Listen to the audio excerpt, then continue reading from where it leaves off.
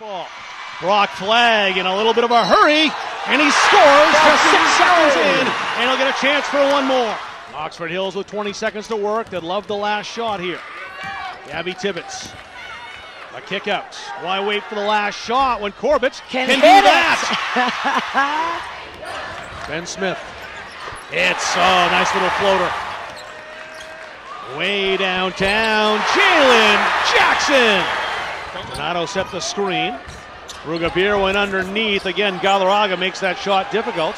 Thomas the rebound. Oh, strong bucket by the junior. Copperthwaite called for the ball. They went to Lucas Dilworth, who attacks the basket and scores. Gorham's going to try to battle back and make a big run and a big comeback here in the fourth quarter, but they are up against it, no doubt, and Carson tried to add to that. Darren Berger, 3 more. Are you surprised? I'm surprised when she misses now. Flag back down the courts. Cameron Hughes, Neto's open, swish! Oxford Hills could pull closer or tie in this possession. Carson wants the tie and has it. Wani launches, close but no, got his own rebound. Amijo Wani, the strong take for 2.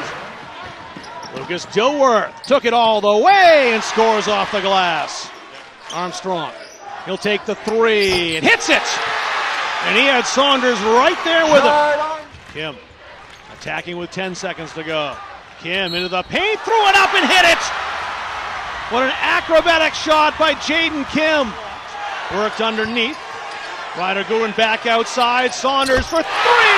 Bullseye! Around the screen. Kim outside. Smith stops, pops, hits. Rattled the rim and dropped it down. As we were talking about at halftime, which player will emerge to be the hero in this game? A lot of cast of possible characters, including Jaden Kim. Kaboom! Said last game he doesn't feel pressure. He doesn't seem to feel any here tonight. I like about him tonight, too, is he's not carrying the bulk of the scoring. It doesn't matter to him. He just wants to win. Kim, he's doing the scoring and does some more. He hits the bullseye, and he brings South Portland closer to back-to-back gold balls. And welcome to the Augusta Civic Center Class A, boys. The gold ball is up for grabs. The Brewer Witches and the Falmouth Navigators, 2 top seeds in their region, about to get set for battle here in Augusta. I'm Rob Kennedy along with Brandon Terrell. Both these teams do what they do incredibly well. They wouldn't be here if they didn't, but what they do is very different from each other. Yeah, about all they have in common here is that they are senior-laden. Both of these teams here tonight have 5 senior starters, all 10 starters on the court, seniors here tonight. On the one hand, the Brewer Witches have been flying high throughout the season. They average over 70 points a game, good for 6th in the state, and they want to get up and down and score in the 60s or 70s. On the other side, the Falmouth Navigators play at a much more deliberate pace, and they use a boa constrictor-like defense to squeeze the life out of their opponents. They haven't let up more than 34 points in this tournament so far, but they have a huge test tonight against Brewer. Navigators 17-4 on the season, Brewer 19-1. The Witches looking for their first gold ball ever. Haven't been here since 1988. They lost to the Moore Shipbuilders. Falmouth's been here, but it's been a while for them as well. They haven't played at the Augusta Civic Center since 2005 is what my partner Brandon Terrell found. But they do have a gold ball in the bank, 2016, and they got here close last year. Let's go down to our sideline reporter now. That's Jim Baines. He is standing by with Falmouth coach Dave Halligan. Yeah, Falmouth has gotten the game that they wanted to play here tonight, but that doesn't mean they're going to win it. Brewer looking to scrap and claw and fight their way and win Falmouth's basketball game. And trying to conjure up a spell for her team. I like that. Peyton Mitchell with the basketball. Brewing up something in the cauldron over there, I think. Bubble, bubble, toil, and trouble. Hit a 3-pointer on the double. But they got to get the ball back first. Hard to do with Paul Dilworth. Now Mitchell doubles. Back to Paul Dilworth. Neto trying to steal it away. 2:20 to go. And they'll get Neto for that. And Falmouth goes to the line. It'll be their last 1-and-1 of the game. Neto, personal foul number 3. Let's see if this works out in Brewer's favor or if the Navigators punish the hand check. Falmouth, with the style that they play, they're able to possess the ball for such long possessions, and they're used to it. They practice it every day. They execute it every game. So this is comfortable for them. This is right where they want things. Brewer has to feel frustrated with the slow pace. They want to go. Now they have a chance off the miss. That's the last 1-1. Everything else is 2 shots for both teams. Neto. Brady Saunders. What a time it would be for him to heat up. Neto trying to attack the basket. He's doubled. Found the open man down low. Shot, no. A rebound, which is try again. Neto in underneath. They had the chance for a Saunders 3. He wants the reset with 1:45 to go.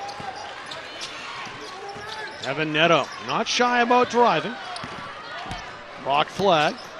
Saunders for the lead. Turns out to be almost a nice pass to Cam Hughes, but ripped away by Cowperthwaite. He has been big on the defensive glass, Eli Cowperthwaite. Saunders and the Witches couldn't find a good one, couldn't find that good open look, and now Falmouth with basketball in a 2-point lead. Falmouth can let some air out of this game. 1:17 to go, and they'll call the foul on Cam Hughes. That's 2, I believe, on Hughes. But it's a 2-shot foul. And there's Paul Dilworth at the line again. Brewer foul on number 34, Cameron Hughes. 3, excuse me, on Hughes, not 2. Now it's the Navigators casting spells. And hoping it helps Paul Dilworth restore a 3-point lead. Still lots of time in this game. Brewer can't be panicked once they get the ball back. Clutch shot from the senior. He's got one more.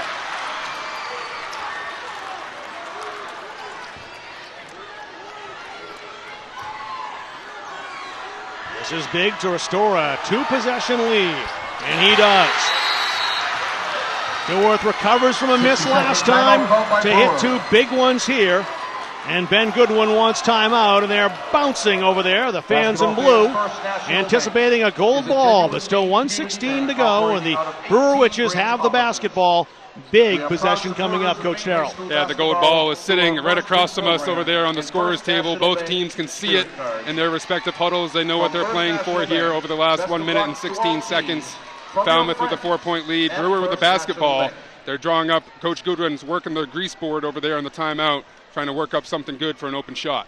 And that's what they're playing for, the prize that lives on forever in the trophy case. Falmouth's got a bunch of them. 86, 87, 97, 98, 99. And 3 more in the 2010s. Brewer, they want to make some space for one. And they've got some work to do. Brady Saunders stuck on 9 points. He has just 2 field goals in this game, which is unheard of for him this year. He's racked up points in a big way. Mr. Maine basketball finalist just announced today. Brady Saunders is in the final 3. He can come up with some magic here over the last 76 seconds. Falmouth has the arrow, by the way, if that makes a factor in this game. We'll see if it does. Some pressure now from the Navigators. Clock rolling at 1:14. Brewer does not have time to waste here in this possession. Don't need a 3, but they do need to score. Hughes in underneath.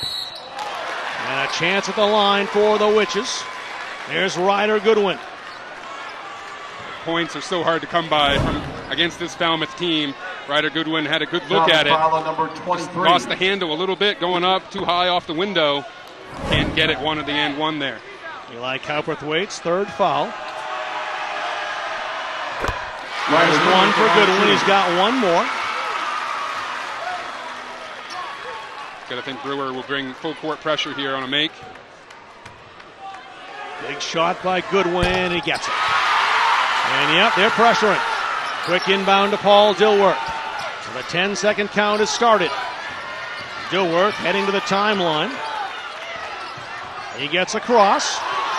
Almost lost the handle, almost stolen there as well. Lucas Dilworth. And a timeout called or a foul. It was a foul.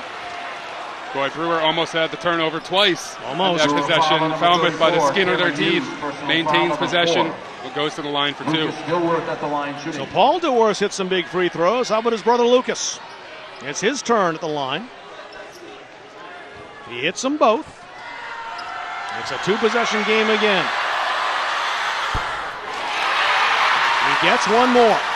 Yeah, Brewers going to get it back here if they can get a defensive rebound in a one-possession game. They don't need the 3 if they go down by 3 here. Still lots of time left. A huge fork in the road. Dilworth gets the roll. 3-point deficit for Brewer. First good shot. Brady Saunders. Immense pressure and tension here in the Augusta Civic Center. Rock flag. Saunders kept that in play. Timeout called by Coach Ben Goodwin over on the Brewer bench. 30 seconds. Again, down by 3 points, 35 seconds left. If you can get a quick 2, that's going to be okay because that will allow you to bring full court pressure. But if you're open for a 3-pointer the way Brewer shoots it, that'll be okay too. The Witches have been cold from 3, but they still have time to heat up, and it would be a massive shot if they can drain it here. A miss. Well, Falmouth can't start celebrating yet. Still too much time left, still a one-possession game. But it would take a giant step toward the gold ball for the Navigators if they can make a stop on this Brewer possession.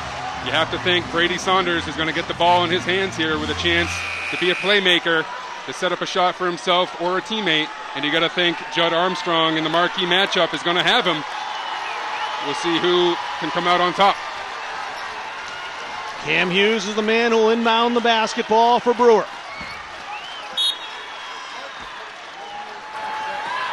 Attention you only get at the final of a state championship game. That's what we have here and really have had here all fourth quarter. 33 seconds to go. Rock flag penetrates. Brewer needs probably a 3 now, though. They've taken some time off the clock. They'll take the 2 instead, and Goodwin hits it. 1-point game. Got to press. Got to foul. Ryler Goodwin. Time is ticking. A blocking foul call. Brewer thought it was player control, but instead, Paul Dilworth will make the long walk to the free throw line. Here it is. Smart play to try it by the senior Ryder Goodwin. There was initiation by the offensive player there, but it's going to be a blocking foul. Going to have 2 shots. Ben Goodwin had a good look at that for the Brewer Witches. He wanted to go the other way, but instead Falmouth a chance to extend their lead once again. But not out of the woods by any stretch here, even if the Navigators make them both. See again this replay right in front of Coach Goodwin, his son Ryder. Tries to get the charge, doesn't get the call. Looks like that was just a referee's timeout. That wasn't a coach's timeout.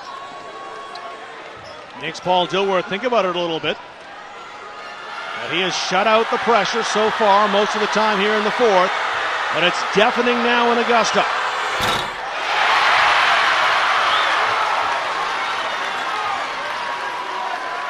One more for the senior. But Brewer will have 16 seconds left if he hits it. Got to get ready to rebound here, both teams. And a miss. Well, it's a free-for-all. It's a miss. Witches just need 1. A regular basket will win it for them. Saunders. 9 seconds to go. The conclusion here in Augusta. Flag underneath. It's good.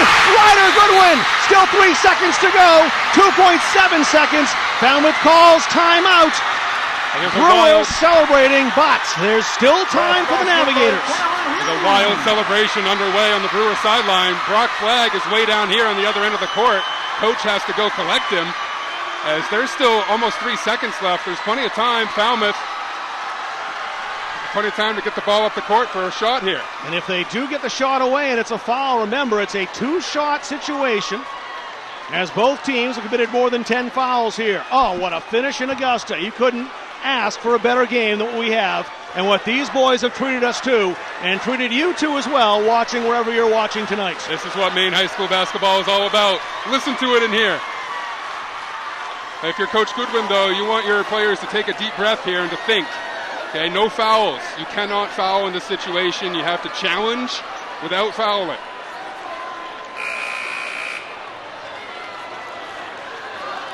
Season comes down to 2.7 seconds. Have to go the length of the court.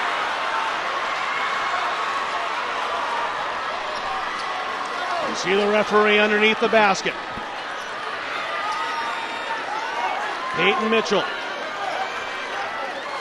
Will it be a Witches gold ball or the Navigators casting their own spell? We're about to find out. The inbounds. Armstrong gets it away. It's short.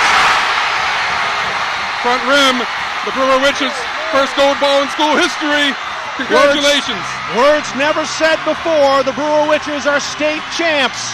You can say it now. Look at that scene. Jubilation for the people wearing white, orange, and black. Devastation for the Navigators.